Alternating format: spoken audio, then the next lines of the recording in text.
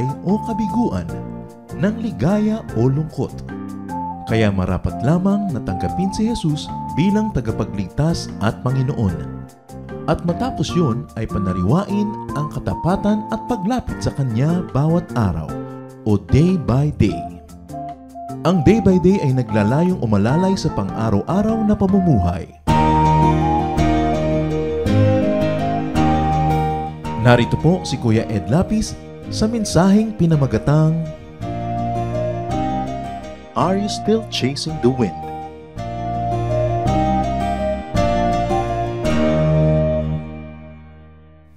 Are you still chasing after the wind? Naghahabol pa ba tayo ng mga hangin na pagka-ating dinaklot, inabutan ay wala naman doon, baliwala? What does it mean to chase after the wind? To do the impossible, to reach for the unreachable, to chase the invisible, the unpredictable, to chase the unchaseable. In other words, to do the meaningless. At pag sinabi po natin meaningless, katulad din ng pag sinasabi ni Solomon sa Ecclesiastes na meaningless, hindi naman talaga ibig sabihin absolutely meaningless. It means something, but it does not give or bring the ultimate meaning of life. In other words, the meaning that we attach to it, the meaning that we look for from it, is not there. Although it has some meaning. Hindi naman pwedeng walang kahulugan totally ang isang bagay. Subalit hindi yun ang nagbibigay ng tunay na kahulugan at kahulugan na ating kailangan o hinahanap. Therefore, it is not the meaning of life, and it is not what gives meaning to life. What are the many worthless chases after the wind that many people go through? Many worthless chases after the wind. Alam na po natin ito, imposibleng hindi pa. Subalit sabi nga ng matatanda, ang paalalay gamot sa taong nakalilimot. At kahit pa nga alam natin ang salita ng Diyos, binabalik-balikan, dapat laging sinasariwa. One worthless chase after the wind is working to achieve knowledge and wisdom. Sobrang pagpapagal, sobrang paghihirap para dagdagan ang mga alam at mga karunungan. Ecclesiastes 1:17-18. Then I applied myself to the understanding of wisdom and also of madness and folly. But I learned that this too is a chasing after the wind. For with much wisdom comes much sorrow. The more knowledge, the more grief. Well, Solomon does not say, do not seek wisdom. Solomon does not say, wisdom is useless. But Solomon says, if you think wisdom is the answer, you're wrong. Sabi niya, inubos ko na nga at ginugulang-an lahat ng panahon ko sa pag-aaral, sa pagpapakadalubhasa, sa pagsasaliksik. Subalit isa lamang na aking natanto, habang dumudunong ang tao, lalong dumadami lang ang kanyang kinakalungkot. Kasi kung talagang guarantee na nakakapagpasaya, nakakapagbigay ng kahulugan sa buhay ang karunungan, dapat pinakamasaya na yung may mga PhD, may mga master's degrees, yung napakaraming pinag-aralan, mga specialist. Pero sila mismo ang magsasabi sa atin na hindi yun totoo. Anong kinalaman ng wisdom dyan? Ibig sabihin ba, huwag na tayo mag-aral, huwag na tayo magpakadalubhasa? Seek wisdom, but do not depend on it alone for meaning. Do not depend on it alone for happiness and fulfillment. Kadalasan talaga, mas marami tayong alam, mas marami tuloy tayong inaalala, mas marami tuloy tayong mga kalungkutan at mga pagdurusa. Sabi nga ng iba, what you don't know won't harm you. Of course, it's not always true. Because sometimes your ignorance is the one that can cause your death. But the point is, sino ba talaga ang tunay man sa mas payapa? Yung mga matatalino o yung mga hangal? Nakita yung haba, mga tatalino na nag-iisip, iniisip ng mga environmentalist ang nangyayari sa mundo, iniisip ng mga scientist ang kinakawian ng ating planeta, yung mga walang kaalam-alam ay halakhak ng halakhak at tawa ng tawa, at mga mahihimbing matulog, palibas at mga walang alam. Pero hindi natin sinasabing dapat wala tayong alam. Ang sinasabi dito, kung iniaasa lang natin sa dami ng nalalaman, yung ikabubuti ng ating buhay, nakakamali tayo. In other words, it is a good pursuit to seek knowledge and wisdom, but if it's all that you seek, if it's all that you want, and if you think it is everything, then you're wrong. Another useless chase, a chasing after the wind, is working to build, working to achieve. Sobrang trabaho. Ecclesiastes 2:11.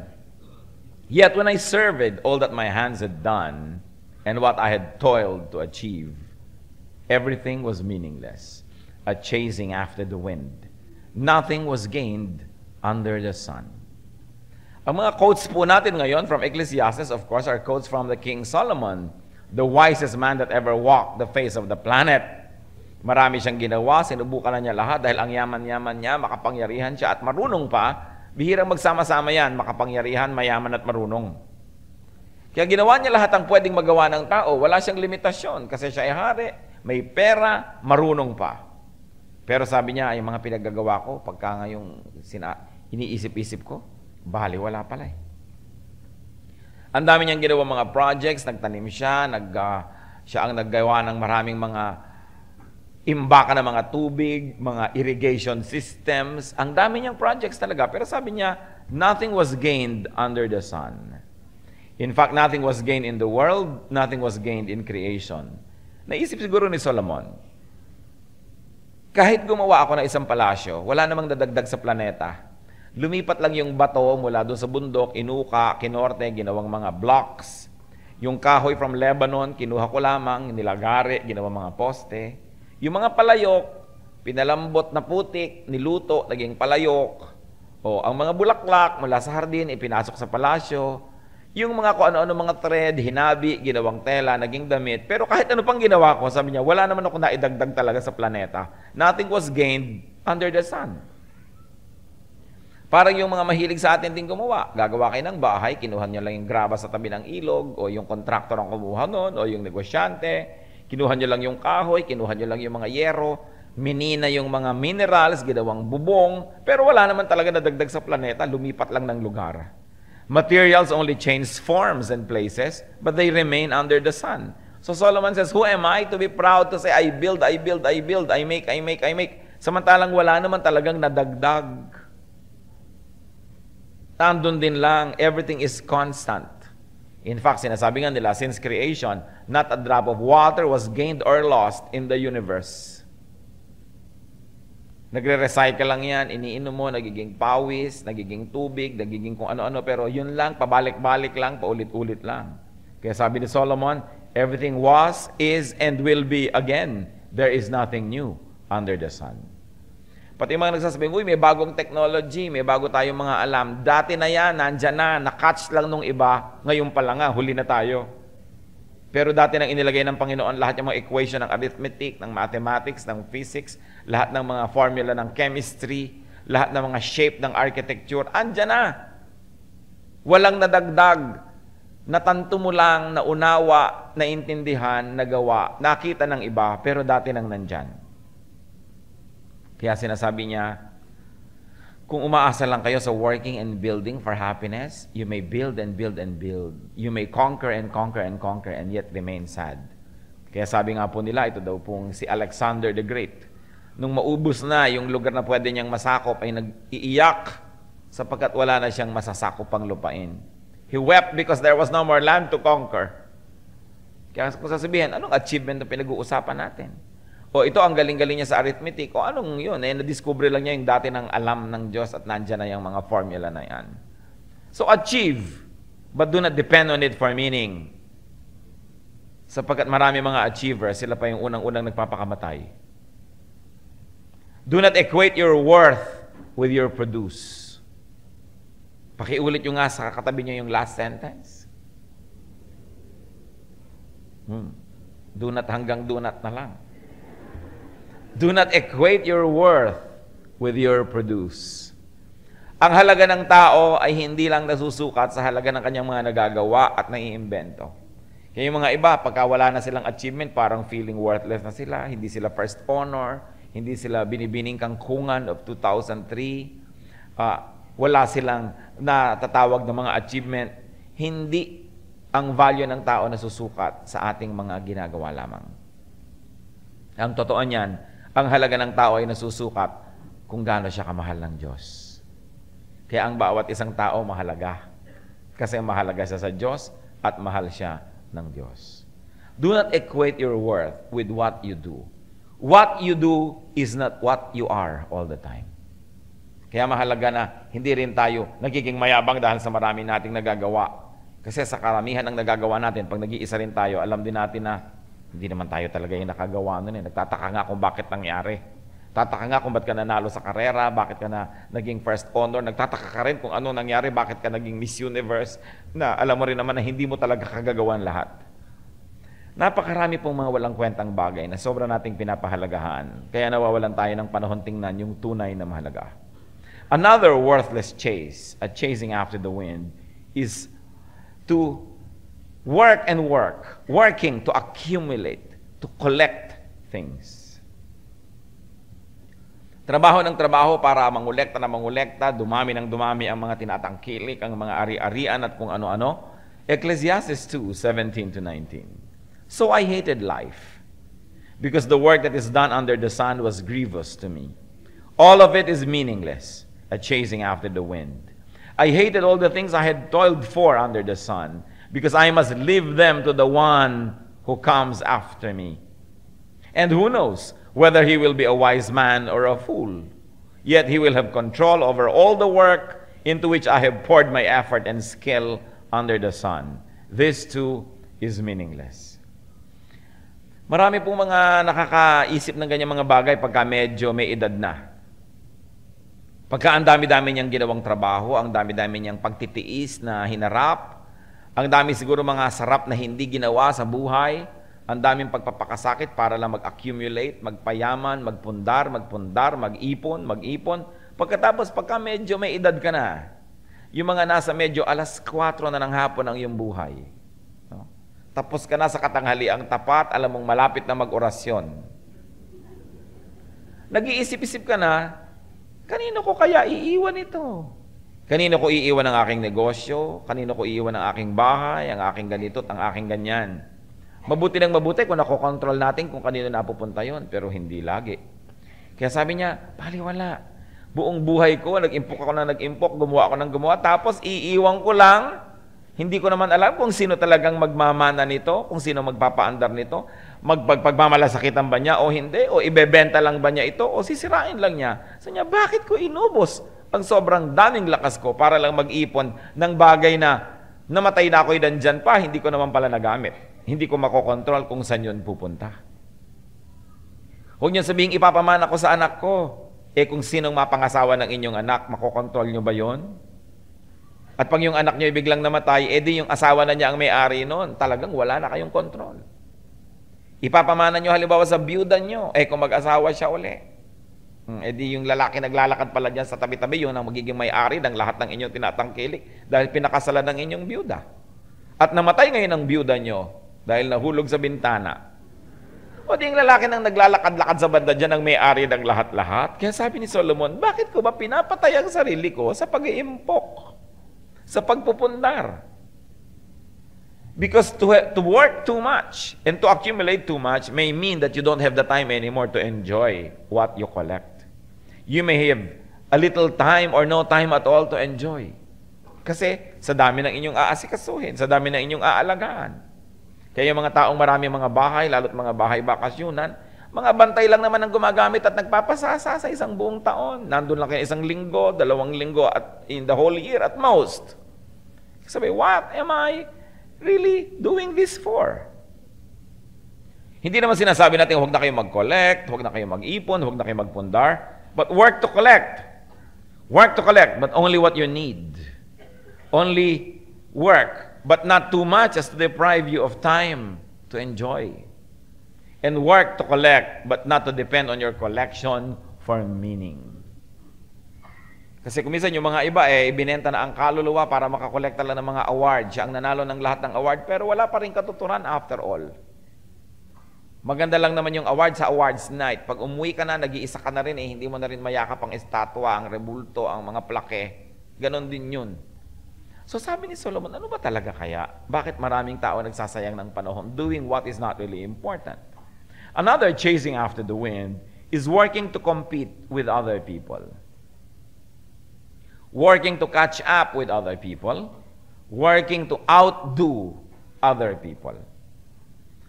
Nagtatrabaho lang, nag-a-achieve, nagpapakagaling para lang matalo yung kapitbahay, para matalo yung kapatid, yung pinsan, yung kaibigan.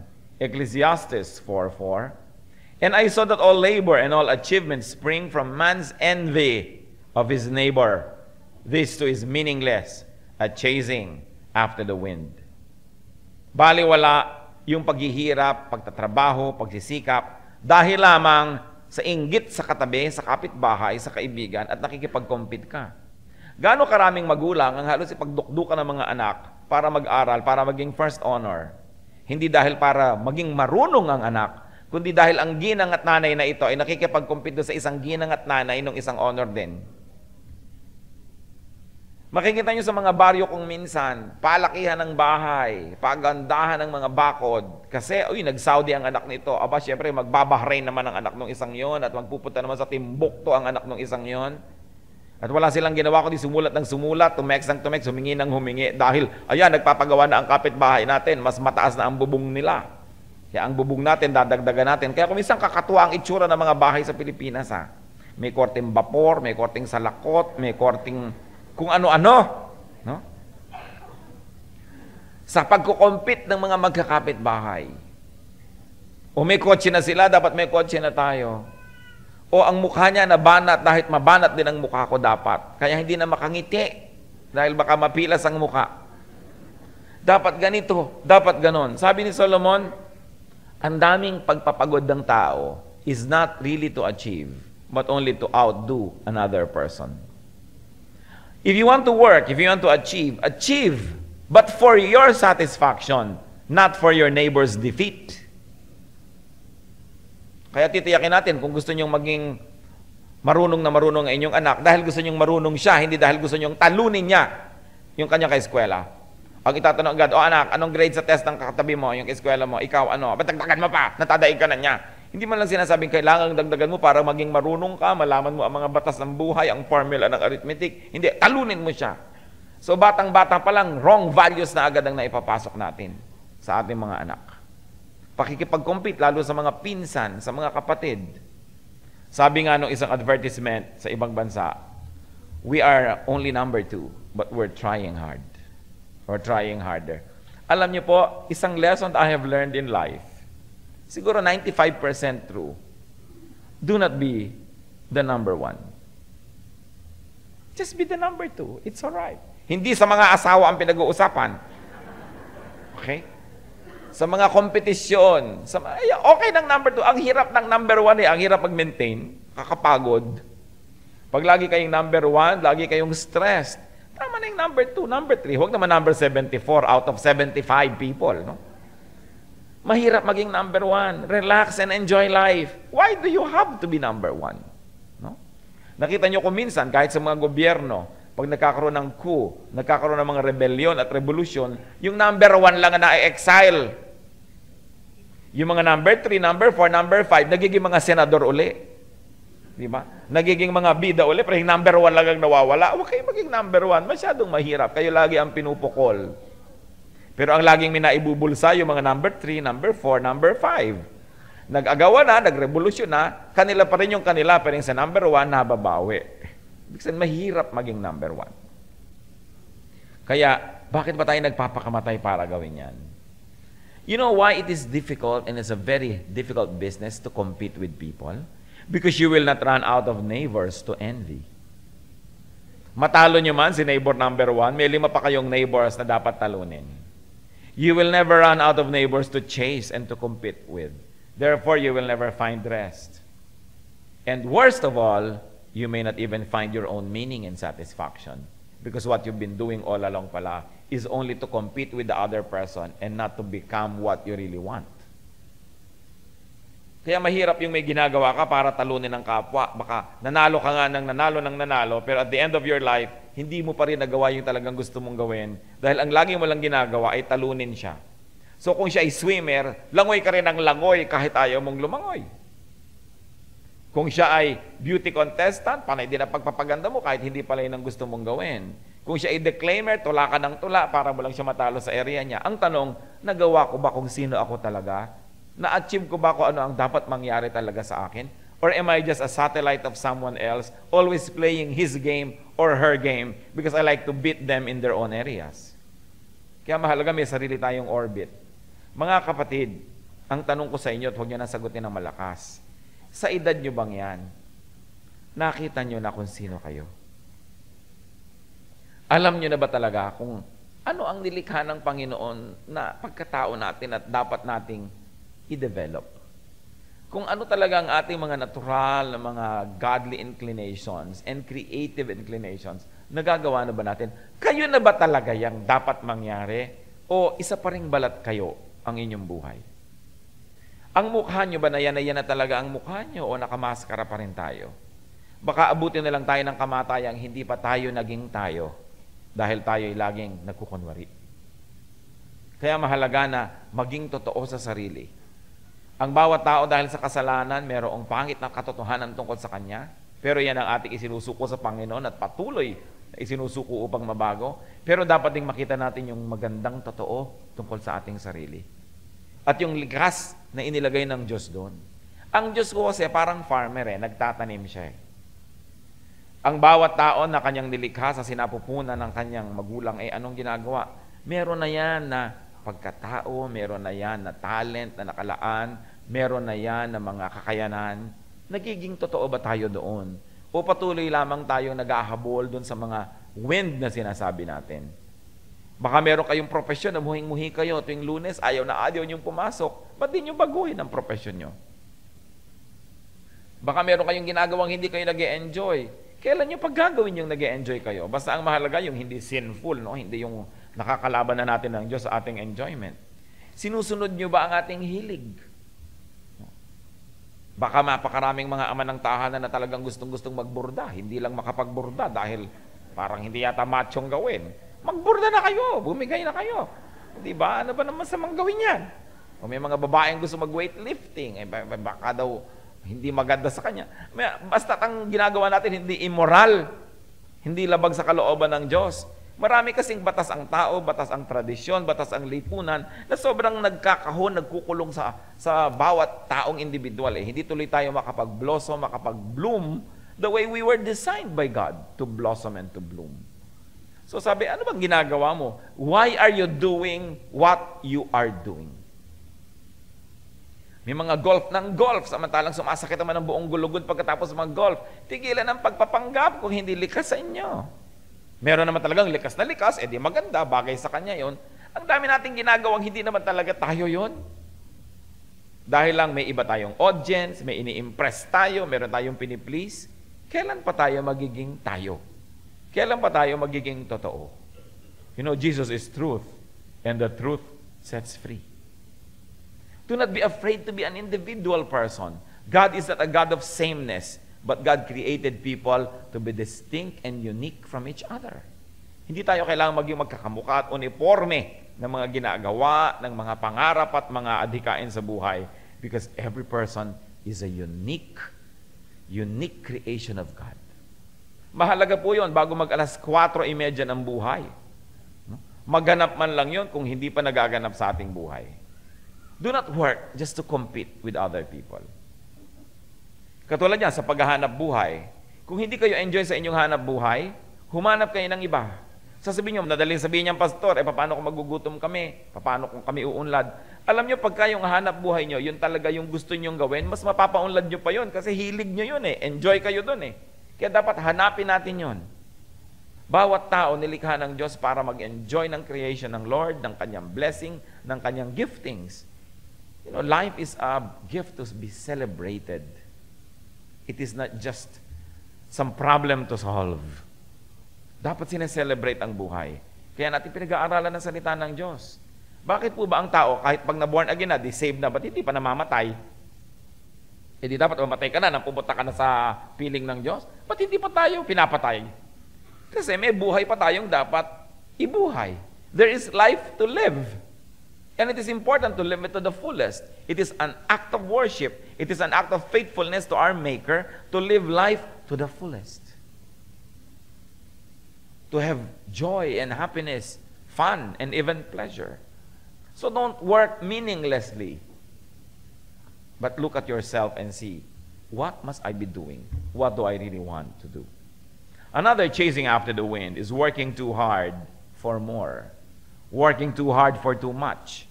Working too hard for what is beyond one's need. Pag ang pinagtatrabahuhan po ninyo ay higit at sobrang sobra sa inyong tunay na pangangailangan, nagsasayang kayo ng panahon. Ecclesiastes 4:6-8. Better one handful with tranquility than two handfuls with toil and chasing after the wind. Aba, mabuti na daw na isang dakot na biyaya na payapa ang buhay kaysa dalawang dakot ang gulo naman ng buhay. Again, I saw something meaningless under the sun. There was a man all alone. He had neither son nor brother. There was no end to his toil. Yet his eyes were not content with his wealth. For whom am I toiling, he asked. And why am I depriving myself of enjoyment? This too is meaningless. A miserable business. Sa niya, alam nyo, meron ako nakitang tao. Wala namang tagapagmana. Wala namang dapat pamanahan. At ang dami-dami ng kabuhayan, ayaw pa ring tumigil mag-impok. Sabi niya, baliwala yan.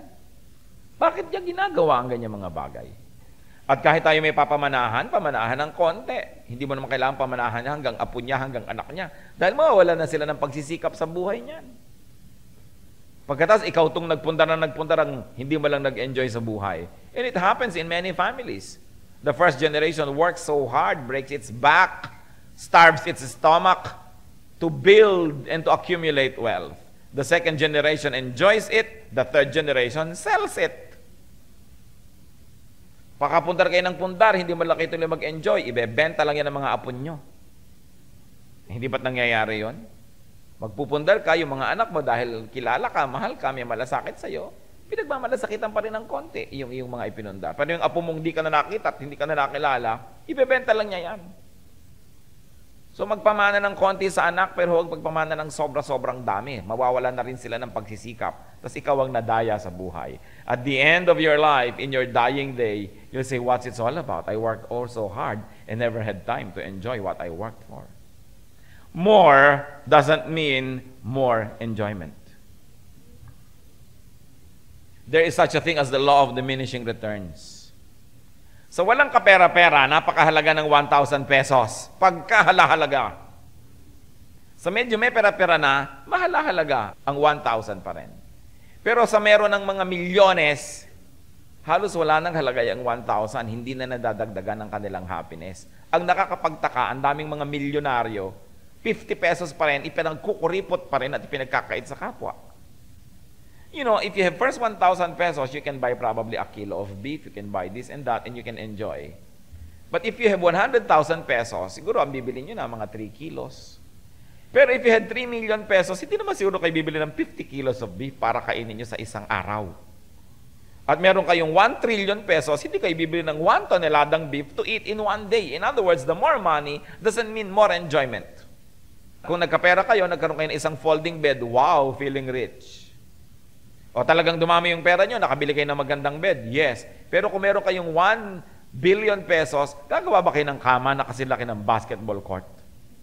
Hindi. Magwawakas na rin yung paglaki ng kama nyo hanggang king size. Sobra na kayo pag mas malaki pa doon dahil hindi nyo na mahihigan yung ibang bahagi noon. So, hanggang saan ang kailangan ng tao? Pag namimit na yung kailangan niya, may konting sobra para meron ka naman pang-invest, pambigay sa kapwa, pampalakas ng loob, dapat alam mo na kung anong susunod mong gawin. Tama na yung kako-collect na yan.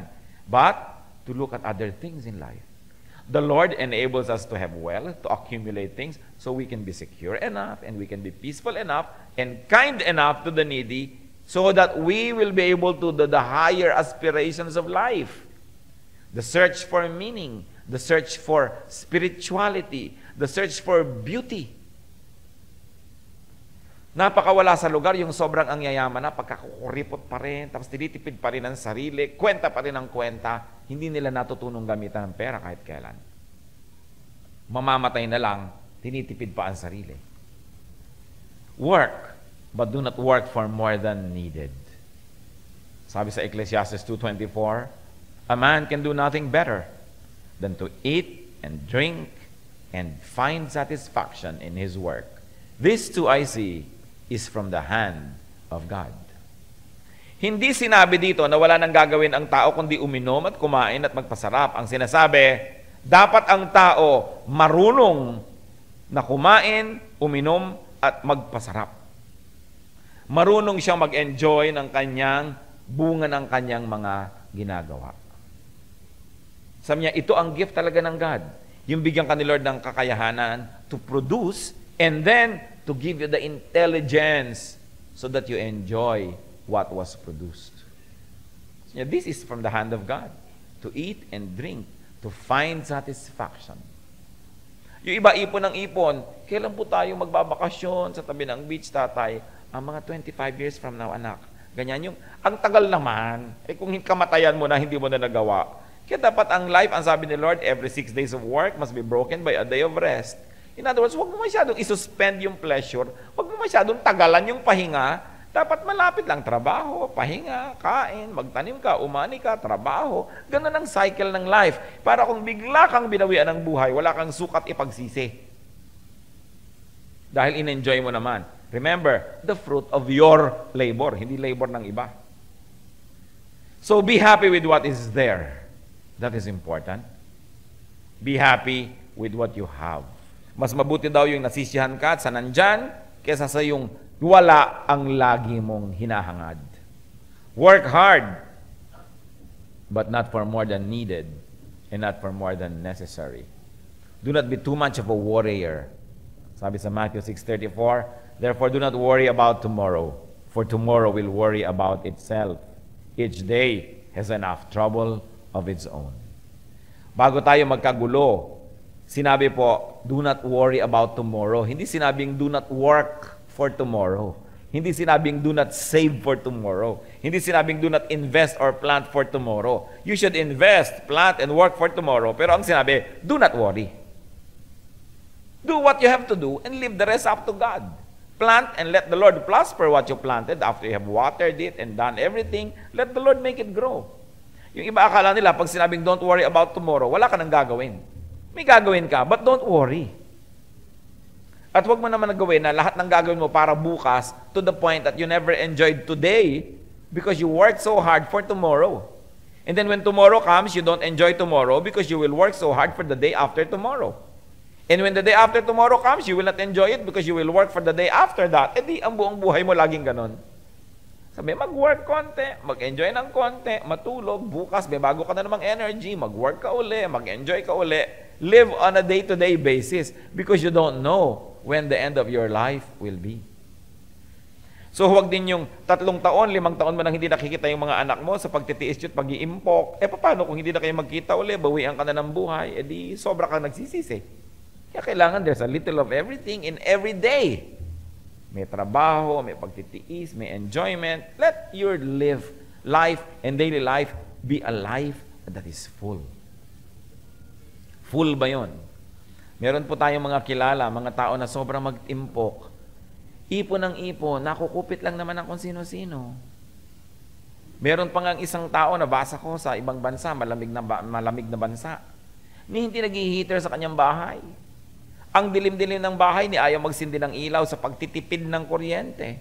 Tapos nung namatay, super milyonarya pala. Ipinamana ang kayamanan sa pusa. Pusa. Kung makakayan, meow, meow. Para kayo mapamanahan na. Anong klaseng buhay yun? May mga tao, pati mga bahay nila, ang didilim sa gabi, pati ilaw, sobrang tinitipid. Ano ba nung pasaya-sayahin mo yung ilaw mo? Yung bahay mo? Iniyaman mo ba yung pagtitipid na yan? Kaya kailangan tinitingnan po natin, life is meant to be celebrated. For celebration to happen, meron dapat kang na-enjoy na color, sight, shape, movement, aroma, taste. Bakit tayo binigyan ng Lord ng senses? Ano-ano bang mga senses natin? Sense of smell, sense of touch, sense of seeing, sense of hearing, sense of feeling, di ba? Kailangan nasasatisfy yung mga senses na yon. Ano bang maglagay ka ng music sa iyong bahay para nag-enjoy? Huwag naman yung pati kapitbahay mo ay natulili na sa lakas ng music mo. Di ba? Yung mabango ang iyong bahay, yung naamoy, mabango. Ang nakikita mo, maganda, maayos, hindi puro gulo, puro kalat. Kaya tayo binigyan ni Lord ng senses so that the senses may be an avenue through which God can give us pleasure. And then we will remember Him. We say, God, you're so good. Pati pleasure namin, inisip ninyo. then you celebrate life. Yung iba sobrang magtipid, pati pagkain, ayaw sarapan. Hindi bali na kung talagang walang ibili, pero yung ba namang meron, tinitipid mo pa. Hindi, kumain kayo na masarap. Ang mga higaan, mga sako ng kopra, ang mga sapin. Hindi bali sana kung talagang walang-wala. Ano ba naman, bumili ka ng fine linen, yung pag nakahiga ka, ang sarap-sarap, hindi may drawing ang mukha mo pagbangon mo. Bakit hindi i-celebrate ang buhay? Sasabihin nyo yan, naku, worldly naman yan. No, sa palagay nyo nagkamali ang Diyos na nilagyan ng senses ang ating buong katawan. Inilagay niya yan para mag-enjoy tayo, gano'n tayo kamahal ng Diyos. At habang nag-enjoy ka, hindi yung makalimutan mo siya, kundi lalo mo siyang maalala. Nasa mo, Lord, ang bait niyo naman. Talagang gusto niyo kami magkaroon ng good life. And that is the intention of God for us. A good life. That's why we have to learn from this good book, the Bible, and learn from the one who's seen it all, who's done it all, and no other than Solomon sa kanyang book of Ecclesiastes. This is how to live. What then is a good, achievable, and useful chase? Chase after that which is chaseable. Chase after that which wants to be chased, which wants to be had. In other words, chase after God's will. Chase after God's command. Chase after God's blessings. Ecclesiastes 12:13-14. Now all has been heard. Here is the conclusion of the matter. Fear God and keep His commandments. For this is the whole duty of man. For God will bring every deed into judgment, including every hidden thing, whether it is good or evil. So what is a useful chase? Chase after God's commands. Chase after God's will. Sapagkat yun ang gusto niya para sa ating buhay. Doon tayo magpakadalubhasa sa pagsunod sa kanyang kalooban. And everything else will follow. Please God. Chase after God. Because that is doable. In fact, that is desirable. And that is what God wants. Ecclesiastes 2:26. To the man who pleases Him, God gives wisdom, knowledge, and happiness. But to the sinner, He gives the task of gathering and storing up wealth to hand it over to the one who pleases God. So happy is the man who pleases God. Happy is the woman who does not chase after the wind. Hanapin natin kung ano yung pwedeng matagpuan, hindi yung hindi nakikita kahit kailan at wala namang nakakita sa kanilang buong buhay. Salamat po, Panginoong Diyos, sa mga paalala niyo sa amin. Nagpapasalamat kami, Panginoon, ang inyong salita, hindi lang puro utos ang binibigay sa amin, bagamat mga utos na yung maganda at nakabubuti sa amin. Marami ring mga pangako para sa aming ikabubuti at marami ring mga katuruan para sa igagaganda ng aming buhay. Teach us, Lord, not to chase after the wind. At kung meron ngayong mga nakinig ng iyong salita na may isa, dalawa o higit pa na mga punto na kailangang iayos, kailangang pakinggan kayo at sundin, turuan niyo kami magkaroon ng malambot na puso. Turuan niyo kami, Lord, na maging masunurin sa udyok ng inyong Espiritu. At ang buhay na ito, ipinagpapasalamat namin sa inyo. Thank you, Lord, that you are concerned about us, that you care for us, that you want us to have a good life. Salamat, Lord, at lagi namin nawang maalala, tuwing kami nasasarapan sa pagkain, nasisihan sa malamig na hangin, nagagandahan sa tunog ng musika, nagagandahan sa nakikita naming kulay o kilos, movement, or shape. Maaalala namin na kayong naglagay ng mga senses na ito because you want us to know you. You want us to know you through our senses also, as much as through our hearts and through our spirit. Panginoon, you are a wonderful God. Kumpleto ang inyong mga pagpapala sa amin. Nawa, laging maging bukas ang aming mata para makita ito. Thank you, Lord, for your goodness. Thank you for your mercy. And may you and your word be our guide. Ituwid mo ang aming mga kalikuan at kamalian at nang sa gayon, maiklima ng buhay na ito, it may be long enough to worship you, to glorify you, and to enjoy all the blessings you have prepared for us. We appreciate your goodness, Father. Thank you. In Jesus' mighty name.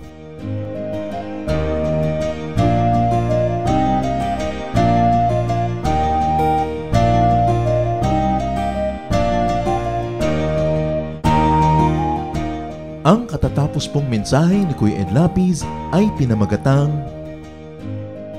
Are You Still Chasing the Wind?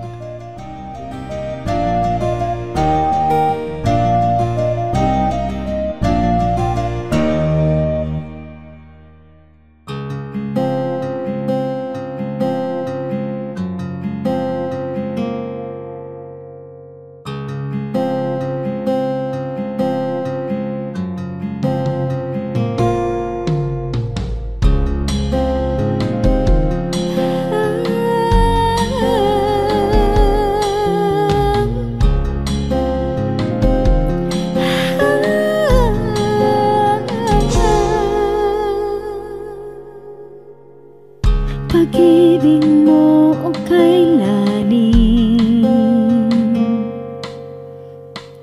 sukat man lumayo'y mahal pa rin.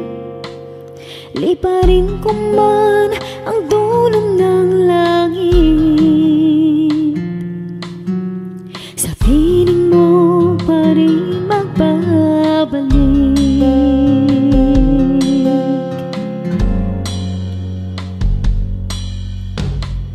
Kahit minsa'y magkasala,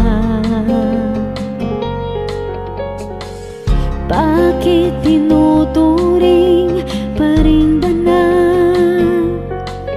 O Jesus, kayo nag-alay ng buhay,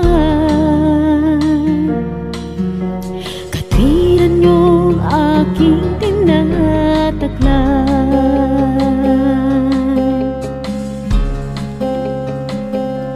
O tanggapin,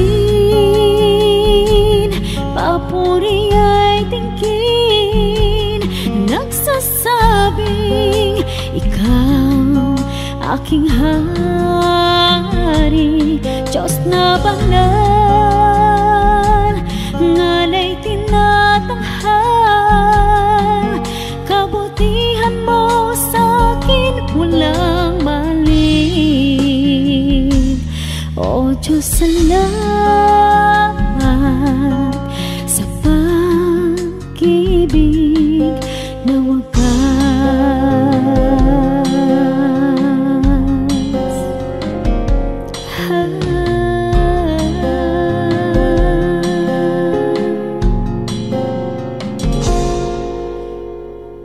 Laging laman itong isip,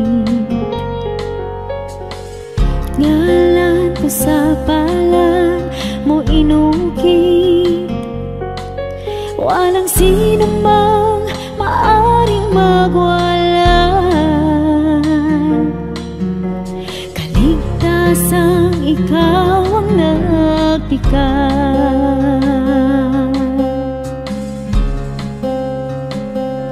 O tanggapin, papuri ay tingin, nagsasabing ikaw aking hari, Diyos na banal, ngalay tinatanghal, kabutihan mo sa'kin walang mali. O Diyos, salamat sa pag-ibig na wagas.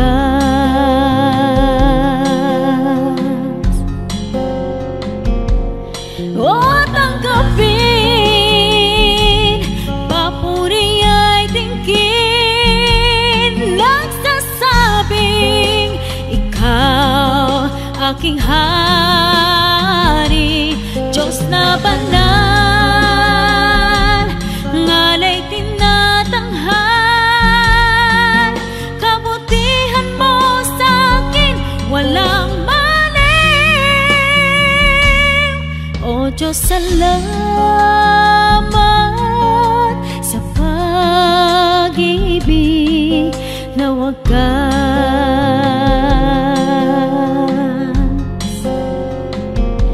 O Diyos, salamat sa pag-ibig na wagas.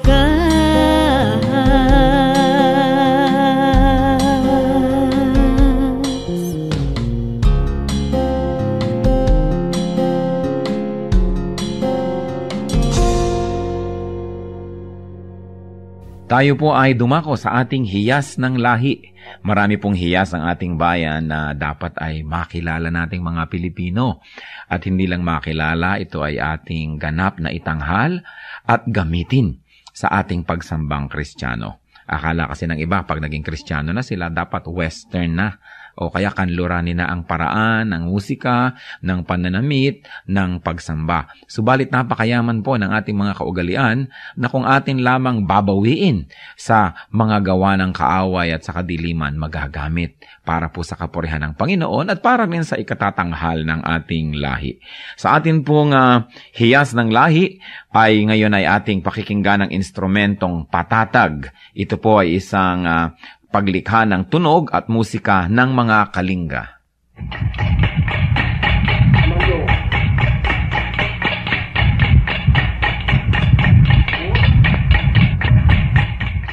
Ang patatag ay isang instrumentong panugtog ng mga kalinga sa Cordillera at ito ay yari sa isang bias ng buho na biniyak pahaba para maging 2 piraso. Ang isa o 2 kaputol ng buho ay ipinapatong ng manunugtog sa kanyang 2 hita kung siya'y nakaupo at ito'y salisihan niyang hinahataw ng patpat sa isang maindayog na ritmo habang ang kanyang kamay na walang hawak na patpat ay dadampi-dampi naman dito sa mga buhong ito.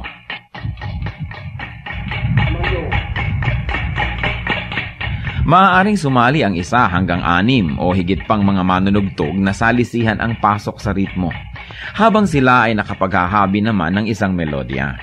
Ginagaya ng patatag ang mga musikang nalilikha ng gangsa o ang mga mumunting gongs ng mga katutubong Pilipino sa Cordillera. Ang paglikha ng musika sa ating bayan, lalong-lalo sa mga kalinga, ay bunga ng pakiramdaman at pagbibigayan ng isang grupo ng manunugtog. Hindi lang tayo lumilikha ng tunog, hindi lang tayo lumilikha ng musika, patuloy tayong humahabi ng lipunan kung saan ang pagpapahalaga ng bigayan, pakiramdaman ay kitang-kita sa paglikha ng tunog. Sa paggamit ng patatag, ang mga kalinga ay isa-isang nag-aambag para makabuo ng isang melodya. Hindi lang isang tao ang gumagawa ng melodya at ang iba ay para lamang na tagatulong o background, kundi ang lahat ay kasama. Ang patatag ay maaari nating gamitin sa paglikha ng musika para sambahin ng Diyos. Kailangan lang masanay ang ating tainga sapagkat kung bago ay parang tayo'y naninibago. Subalit ang lahat po ng tunog ay bigay ng Diyos sa sangsinukob. At marami nga lang tunog ang ginamit ng kaaway ng matagal na. Dapat bawiin na natin at gamitin sa pagsamba sa Panginoong Hesus. Ang patatag ng mga kalinga, hiyas ng lahi, hiyas ng bayan.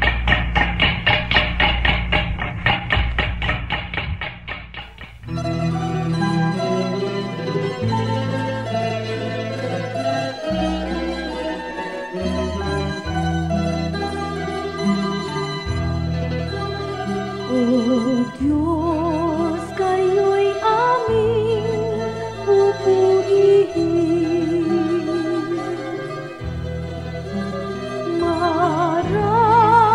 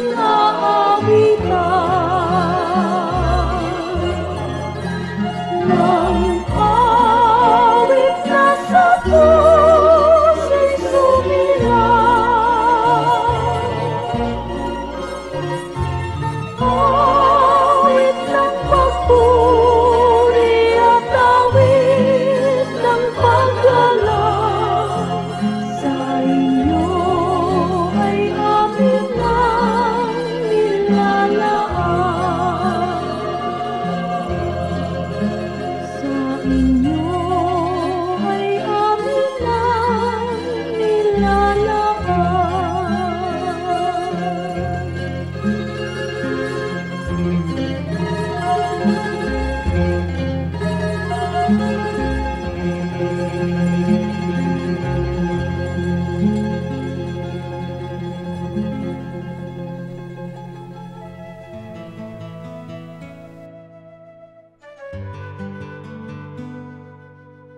Meron nga bang Filipino architecture? Marami tayong original na sasabi mo Filipino na arkitektura.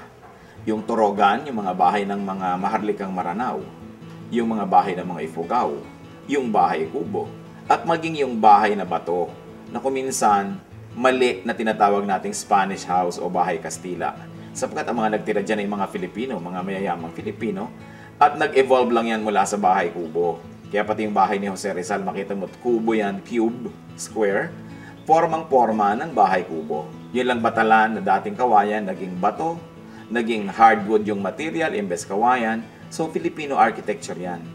Ang siguro dapat nating itanong, bakit ang mga architecture courses in the Philippines hindi nagtuturo ng Philippine architecture?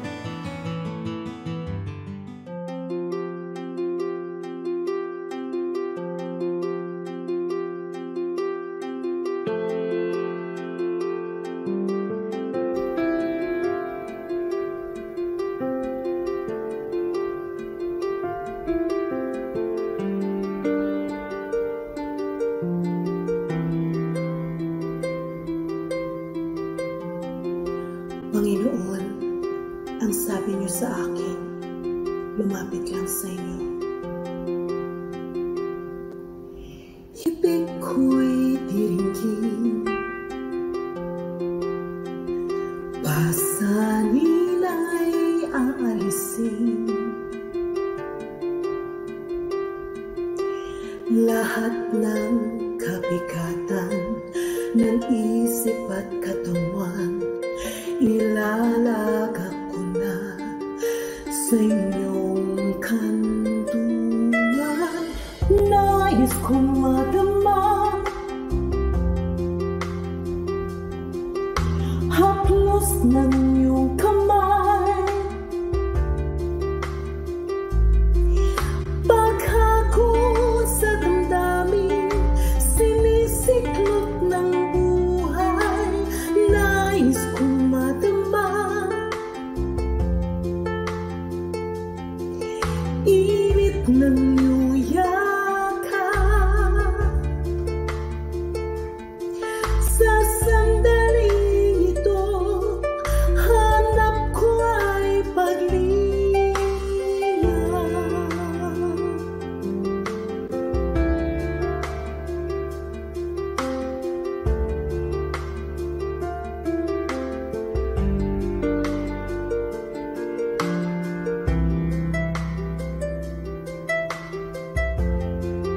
Panginoon, tinatanggap ko po ang inyong paanyaya.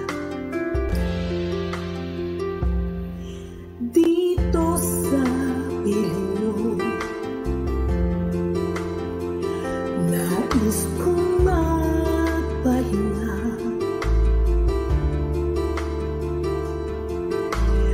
Ang pagod kong puso, naghahanap ng ligaya. Lapatan mo ng lunas, bigyan ng pag-asa. Nais kong madama, haplos ng iyong kamay, paghakot sa damdamin, sinisiklot ng buhay. Nais kong madama,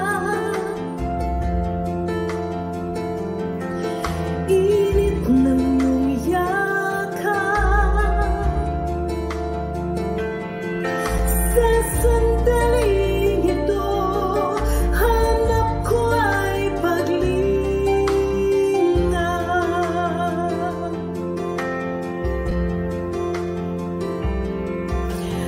Narito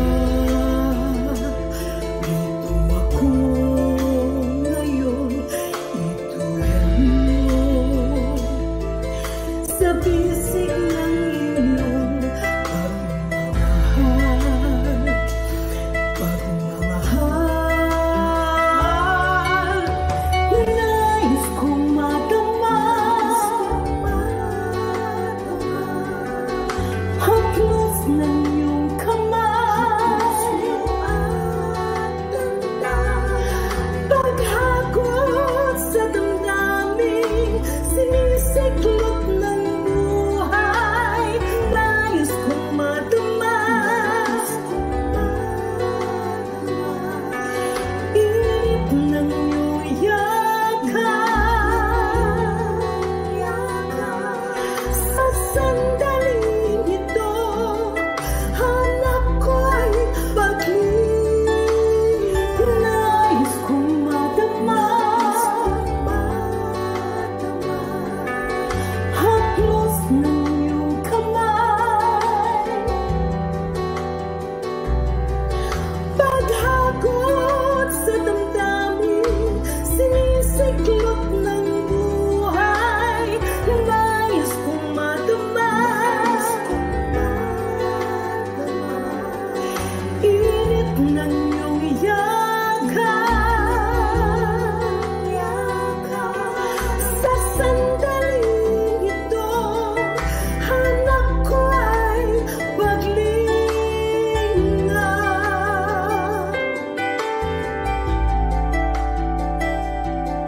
Sa sandaling ito, hanap ko ay paglinang.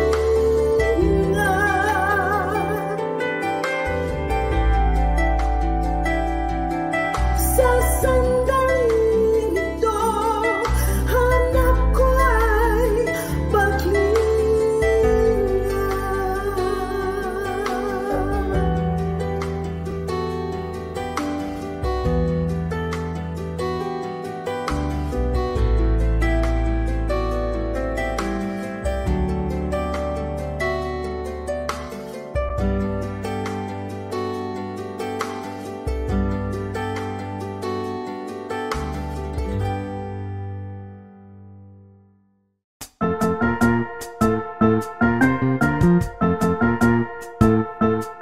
Oras na po para pansamantalang magpaalam ang programang Day by Day. Tayo po'y magsama-sama tuwing ika-6 hanggang ika-7 ng umaga, araw-araw. Magandang umaga po at mabuhay ang Panginoong Hesus!